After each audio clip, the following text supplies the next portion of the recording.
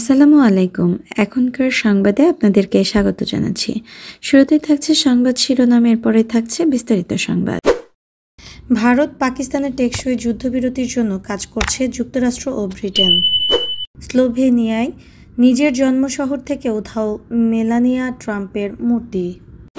ট্রাম্পের কোন পরিকল্পনা স্থগিত করল মার্কিন সুপ্রিম কোর্ট? ভারতের সঙ্গে উত্তেজনার মধ্যে ইরানকে নিয়ে যে বার্তা দিল পাকিস্তান। সিরিয়ার প্রেসিডেন্টকে গুপ্ত হত্যার পরিকল্পনা নিয়ে চাঞ্চল্যকর তথ্য ফাঁস। এবং সবশেষে আছে গাজা দখলে এবার ইসরায়েলের নতুন অভিযান শুরু। প্রিয় শ্রোতা, এই ছিল এখনকার মতো সর্বশেষ সংবাদ শিরোনাম। এবারে সরাসরি বিস্তারিত সংবাদে চলে যাচ্ছি। পাকিস্তান ও ভারতের মধ্যে যুদ্ধবিরতিতে বড় ভূমিকা রেখেছিল যুক্তরাষ্ট্র সহ বিভিন্ন দেশ। যুদ্ধবিরতি পরও দুই দেশের মধ্যে সংলাপ আয়োজনের জন্য প্রচেষ্টা চালিয়ে যাচ্ছে তারা। শনিবার যুক্তরাজ্যের পররাষ্ট্রমন্ত্রী ডেভিড ল্যামি বলেছেন, ভারত পাকিস্তানের মধ্যে যুদ্ধবিরতি টেকসই করা এবং সংলাপের জন্য যুক্তরাষ্ট্রের সঙ্গে কাজ করছে যুক্তরাজ্য। ইসলামাবাদে 2 দিনের সফরের শেষ পর্যায়ে বার্তা সংস্থা রয়টার্সকে ল্যামি বলেন, আমরা যুক্তরাষ্ট্রের সঙ্গে কাজ চালিয়ে যাব যেন একটি টেকসই যুদ্ধবিরতি নিশ্চিত করা যায় এবং সংলাপ অব্যাহত রাখা যায়। একই সঙ্গে পাকিস্তান ও ভারতের মধ্যে কিভাবে আস্থা সৃষ্টি করা যায় সে পথ খুঁজে বের করতে একযোগে কাজ করা যাবে। 22 এপ্রিল কাশ্মীরের পেহেলগামে হামলার জেরে সংঘাতে জড়িয়ে পড়ে ভারত ও পাকিস্তান। টানা 4 দিন সংঘাতের পর 10 মে যুদ্ধবিরতিতে সম্মত হয় দুই পক্ষ। তখন থেকে হামলা বন্ধ থাকলেও পাল্টাপাল্টি হুমকি দিয়ে যাচ্ছে নয়াদিল্লি ও ইসলামাবাদ। এমনকি সংঘাতের আগে দুই দেশ যে পাল্টাপাল্টি পদক্ষেপ নিয়েছিল সেগুলো এখনও প্রত্যাহার করা হয়নি। ডনের খবরে বলা হয়েছে, গতকাল শুক্রবার রাজধানী ইসলামাবাদে আয়োজিত এক অনুষ্ঠানে পাকিস্তানের প্রধানমন্ত্রী শাহবাজ শরীফ বলেন, কাশ্মীর ও পানি বণ্টনের মতো সমস্যাগুলোর সমাধানের পর আমরা বাণিজ্য ও সন্ত্রাসবাদ দমন নিয়ে আলোচনা করতে পারি। কারণ সন্ত্রাসবাদের সবচেয়ে ভুক্তভোগী দেশ পাকিস্তান। সন্ত্রাসবাদের কারণে দেশটিতে 90,000 মানুষ প্রাণ হারিয়েছেন এবং $15,000 কোটি বেশি অর্থনৈতিক ক্ষতি হয়েছে। ভারতের সঙ্গে সাম্প্রতিক সংঘাতে পাকিস্তান জয়ী হয়েছে উল্লেখ করে শাহবাজ শরীফ বলেন, আমরা শান্তি চাই, আমরা আমাদের শত্রুদের শিক্ষা দিয়েছি, তবে আমরা আগ্রাসনের নিন্দা জানাই। চাই বিশ্বের এই অংশ কঠোর পরিশ্রম, অক্লান্ত প্রচেষ্টা এবং প্রতিবেশীদের মধ্যে শান্তিপূর্ণ বসবাসের মাধ্যমে অন্য অংশগুলোর মতোই সমৃদ্ধ ও প্রগতিশীল হয়ে উঠুক। যুদ্ধবিরতির পর ভারত পাকিস্তানের বেসামরিক নেতৃত্বের মধ্যে সরাসরি আলোচনা না হলেও সামরিক বাহিনীর মধ্যে একাধিকবার বৈঠক হয়েছে। শুক্রবারও পাকিস্তানের পররাষ্ট্র মন্ত্রণালয়ের পক্ষ থেকে জানানো হয়, দুই দেশের সামরিক বাহিনীর কর্মকর্তারা নিয়মিত বৈঠক করেছেন। সেখানেও উত্তেজনা কমানোর বিষয়ে ঐকমত্য হয়েছে। 2020 সালের জুলাই মাসে স্লোভেনিয়ার সাভা নদীর তীরে মেলানিয়া ট্রাম্পের একটি মূর্তি স্থাপন করা হয়েছিল। ঠিক তার 4 মাস পর হোয়াইট হাউস ছাড়তে হয় মেলানিয়াকে। যুক্তরাষ্ট্রের ফার্স্ট লেডি হিসেবে আবার হোয়াইট হাউসে ফিরে এসেছেন মেলানিয়া। কিন্তু এবার তার হোয়াইট হাউসে ফিরে আসার 4 মাসের মাথায় সাভা নদীর তীর থেকে উধাও হয়ে গেছে ব্রোঞ্জের তৈরি তার বিশাল মূর্তিটি। স্লোভেনিয়ায় মেলানিয়ার শহর সেভনিকায় ওই মূর্তিটি তৈরি করা হয়েছিল। এখন ব্রোঞ্জের তৈরি মূর্তিটির যা কিছু পারে আছে তা শুধু গোড়ালি থেকে কেটে নেওয়া 2টি পা এবং 2 মিটার উঁচু যে গাছের গুঁড়ির ওপর সেটি দাঁড়িয়েছিল সেটুকু। সেভনিকা থেকে মেলানিয়া ট্রাম্পকে ঘিরে কোনো স্মৃতিচিহ্ন এভাবে হারিয়ে যাওয়ার ঘটনা অবশ্য এই প্রথম নয়। সেখানে মেলানিয়ার প্রথম মূর্তিটি উন্মোচন করা হয়েছিল 2019 সালের জুলাই মাসে। সেটি তৈরি করেছিলেন স্থানীয় শিল্পী অ্যালেস ম্যাক্সি জুপেভস্চ। কাঠ দিয়ে তিনি ওই মূর্তিটি তৈরি করেছিলেন, কিন্তু সেটি স্থাপনের 1 বছর না যেতেই অজ্ঞাতনামা এক ব্যক্তি সেটিকে যুক্তরাষ্ট্রের স্বাধীনতা দিবসের দিন আগুনে পুড়িয়ে ফেলার সিদ্ধান্ত নেন। সৌভাগ্যবশত মার্কিন শিল্পী ব্র্যাড ডাউনি আগেই মূর্তিটির একটি ঢালাই সংস্করণ করে রেখেছিলেন। ব্র্যাড ডাউনি ম্যাক্সিকে দেয়া মেলানিয়ার কাঠের মূল মূর্তিটি তৈরি করেছিলেন। ডাউনি আগের মূর্তির মতো একটি মূর্তি তৈরি করেন, তবে এবার ব্রোঞ্জ দিয়ে। নতুন মূর্তিটি উন্মোচনের সময় ডাউনি বলেছিলেন, নতুন সংস্করণটি এমনভাবে তৈরি করা হয়েছে যেন তা যতটা সম্ভব শক্তপোক্ত হয়। এ কারণে সেটি এমন একটি টেকসই উপকরণ দিয়ে তৈরি করা হয়েছে যেন ইচ্ছে মতো সেটি নষ্ট করা না যায়। কিন্তু বাস্তবে দেখা গেল ডাউনির নতুন মূর্তিটিও নষ্ট করা সম্ভব হয়েছে, কারণ সেটি গোড়ালি থেকে কেটে নিয়ে যাওয়া হয়েছে। পুলিশ বলছে তারা মেলানিয়ার এই উধাও হয়ে যাওয়া নিয়ে তদন্ত করছে এবং এটিকে সম্ভাব্য চুরির ঘটনা হিসেবে ধরে নিয়ে চোর খুঁজে বের করার চেষ্টা করছে। ব্র্যাড ডাউনি সবসময়ই দাবি করেছেন তার কাজটি ছিল রাজনৈতিক। তিনি এ কাজে সহশিল্পী হিসেবে ম্যাক্সিকে বেছে নেওয়ার কারণ জানাতে গিয়ে বলেন, ম্যাক্সি এবং যুক্তরাষ্ট্রের বর্তমান ফার্স্ট লেডির বেড়ে ওঠার অভিজ্ঞতা অনেকটাই এরকম। ডাউনির যুক্তি, মেলানিয়া ট্রাম্প যুক্তরাষ্ট্রের দ্রুত নাগরিকত্ব পাওয়ার প্রক্রিয়ায় একজন সুবিধাভোগী। এখন অন্য অভিবাসীরা তার স্বামী বিদেশভীতি নীতির কারণে ভোগান্তিতে পড়েছেন। মেলানিয়ার জন্ম স্লোভেনিয়ায়, তার জন্ম নাম মেলানিয়া ক্লাবসে। মেলানিয়ার মূর্তি উধাও হয়ে যাওয়া নিয়ে মিশ্র প্রতিক্রিয়া দেখিয়েছেন সেভনিকার স্থানীয় বাসিন্দারা। একদিকে তারা কোনো সরকারি বা ব্যক্তিমালিকানার সম্পত্তিতে সব ধরনের অনুপ্রবেশের নিন্দা করেছেন, অন্যদিকে তারা এটাও বলেছেন যুক্তরাষ্ট্রের ফার্স্ট লেডির এই প্রতিচ্ছবি নিয়ে তাদের কারো গর্বিত হওয়ার কোনো কারণ নেই। যুক্তরাষ্ট্রে অবৈধ ভেনেজুয়েলীয় অভিবাসীদের বিতাড়নে যুদ্ধকালীন আইন প্রয়োগের পরিকল্পনা স্থগিত রাখার আদেশ দিয়েছেন দেশটির সুপ্রিম কোর্ট।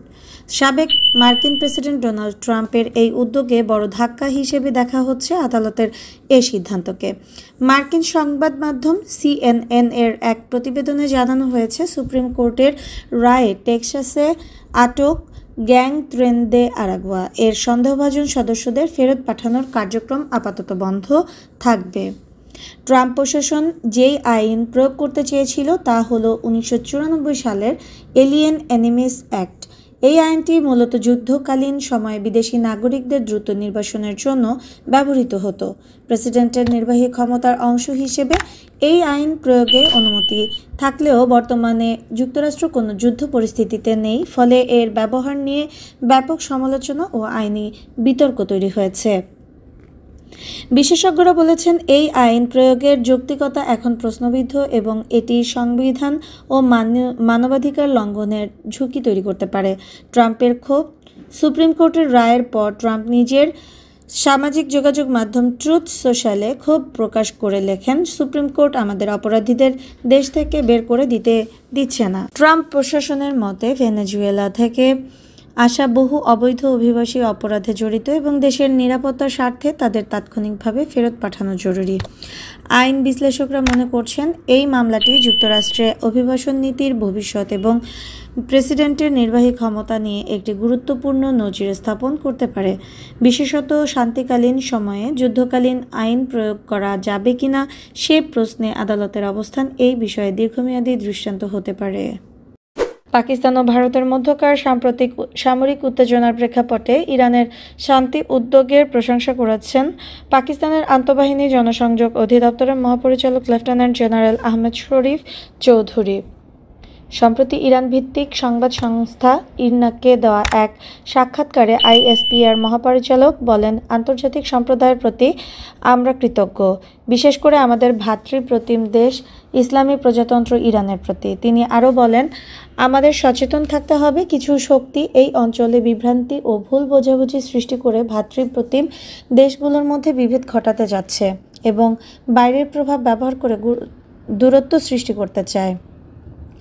ইরনার প্রতিবেদন বরাত ডন জানিয়েছে, সাক্ষাৎকারে দক্ষিণ এশিয়ার সাম্প্রতিক পরিস্থিতি ও উত্তেজনা হ্রাসে আঞ্চলিক ও আন্তর্জাতিক কূটনীতির গুরুত্ব নিয়ে আলোচনা করেন জেনারেল আহমেদ শরীফ চৌধুরী।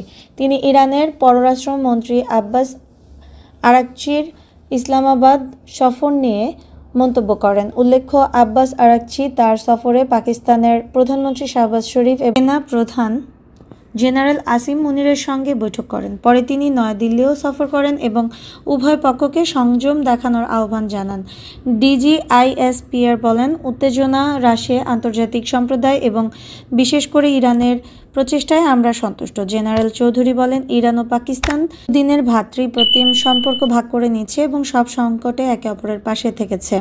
তিনি আরও বলেন, দুই দেশেই পারস্পরিক বিভিন্ন বিষয়ে যোগাযোগ রয়েছে এবং আমরা চাই আমাদের সীমান্ত হোক শান্তি ও বন্ধুত্বের প্রতীক। আইএসপিআর প্রধানের মতে, ইসলামাবাদ ও তেহরান অঞ্চলে স্থায়ী শান্তি ও স্থিতিশীলতার জন্য একসঙ্গে কাজ করছে। পাকিস্তান ও ভারতের মধ্যকার সাম্প্রতিক সামরিক উত্তেজনার প্রেক্ষাপটে ইরানের শান্তি উদ্যোগের প্রশংসা করেছেন পাকিস্তানের আন্তঃবাহিনী জনসংযোগ অধিদপ্তরের মহাপরিচালক লেফটেন্যান্ট জেনারেল আহমেদ শরীফ চৌধুরী।